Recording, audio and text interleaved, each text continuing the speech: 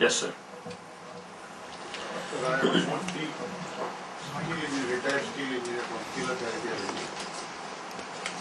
In my view, US lacks the strategic vision as far as commerce and business is concerned. You see, in the 60s, we went into collaboration for steel plants with Germany, Rourkela steel plant from which I am coming, and Bhilai with the Russian steel plant, and Durgapur with the UK. Bukhara was offered for US, but US backed out and the Russians stepped in. So the steel industry, the Americans have lost, and we are expanding very high. Then the oil exploration, against the Russians came and helped him. Now the nuclear energy is coming, the French are ahead. So the US is not able to see very far ahead, and in 1970s and 80s, thanks to Kissinger, the US betted on China, but now it is turning towards India.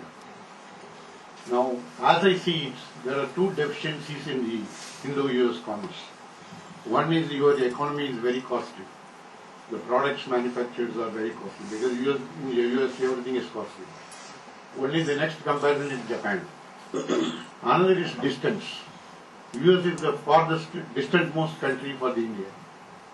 So for us to trade, now China is the nearest country, but with China our relations are not that good. So government of India itself may not like to expand as much as possible. Next comes Japan and Australia, South Africa and Europe. The farthest is United States, Canada and Brazil. Now what is your proposal and how you are going to overcome these two disadvantages? One is yours is a high cost economy.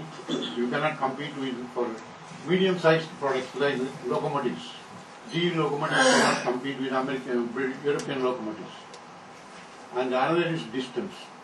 These two disadvantages, how you are going to overcome. This is the question.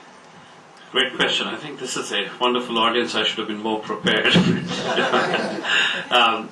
Look, none of us can change what God has created. So the geospatial distance I can't change. Okay? And it is what it is. So in the geospatial sense. But we do compete in the same world. You know, the world is not different or the distance is not different. I just need to find a better way, a superior way, a different way to compete. I also then need to look at which would be the areas which will focus on competition. So that's what the US strategy is. We've looked at our own competencies, and again, we believe that US is the most inventive country in the world. Okay? People follow. And how do leaders in an inventive cycle work? So you always are one step ahead because if you're the inventor, you've got to be keeping on inventing. And that's where this entire focus on looking at the industries of tomorrow and engaging constructively in the industries of tomorrow comes in. It doesn't mean an abdication from some industries. And I don't know the specific areas of steel, but yeah, steel, bulk commodities, you look at it, distance becomes a factor in bulk commodities, and there may be different mechanisms to work on that. So we've not necessarily focused on that. And yet, if you look at Indian enterprise in the steel area, which has come and acquired steel mills in the United States, it just leads you to believe there is something in US steel which is still good. Because I don't think ArcelorMittal has just suddenly come and engage in a bad technology or bad stuff. So I think, look, we as governments look at it in setting a framework in terms of how we want to take this country forward. The framework only should be an enabler for businesses to engage. And businesses engage and create their own models. In the case of steel, I've just given you ArcelorMittal buying something, or for that matter, Tatas have also bought something elsewhere. So I think those type of investments are what commercial life is all about and will always continue to evolve. But as we look at technologies where we have made inroads and will continue to, we believe we'll have, for our trading partners, a significant advantage in engaging in that. Now, you did raise the issue. I don't want to duck the question. I don't want to spend too much time on it either.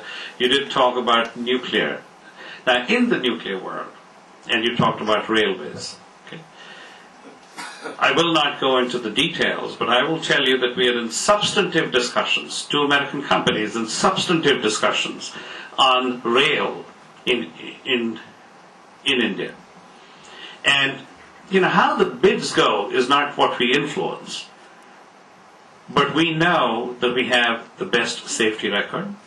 We know that we have the best futuristic technology. And we know that it is consistent with India's needs, just in the case of locomotives which you're speaking. And in the case of nuclear, we also know that we have the best safety record. And we also know that we want any country we engage in, we want to make sure it's going to be safe. Safe for you, and safe for the American enterprise which engages in it. So those are considerations which will always be there and will always be open to discussions. Eventually businesses will decide whether you want to go Russian. It's a choice you make. There will be a trade-off you make. We happen to believe we have the right technologies, we happen to believe we have the better technologies, and we happen to believe we have the safer technologies. So that's where... That's exactly my point. Actually, the US is leading in invention and is the maximum rate. But still Japan, which is only an innovative country and not an inventive country, it has won most of the markets in any field, whether TV or autos or whatever it is. So US is not able to utilize its natural advantage of invention and maximum patents, and Russians are not that much inventive. So this is a big challenge for the United States. It will continue to be a challenge in the case of anyone in the inventive field. We're not going to be shying away from it. But the fact is that if you just look at the economic sizes of the countries, the U.S. does a shade over $1 trillion in its economy, and the distance between Japan and the U.S. is still significant. But we all look at the same geopolitical stuff, as China has caught on, has actually overtaken Japan for the number 2 position, overtook Germany a year ago or so. We are aware of what happens, but we all choose to compete where we want to compete. And we all choose to compete in the world we want to create.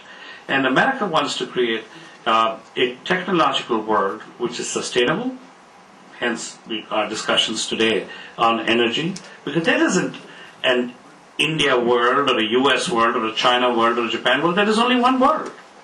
And as you look at, and that world is going to come through, as the gentleman in the back talked about, through the technologies you have in wind, solar, water, hydro, in all these areas. And that is the future. And that's the future where we are choosing to engage because we have an economic size and we have the inventiveness and innovation which allows us to do so.